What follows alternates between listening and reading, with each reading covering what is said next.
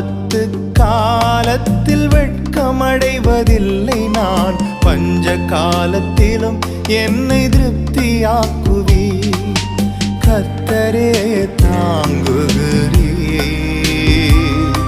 என் பாதையிலே நோக்கமாய் உள்ளீர். என் வழிகள் ஒன்றும் பிசகுவதில்லை, என் அடியை உறுதிப்படுத்துகிறீர். என்னை கர்த்தரே தாங்குகிறீர், என் பாதையிலே நோக்கமாய் உள்ளீர். என் வழிகள் ஒன்றும் பிசகுவதில்லை.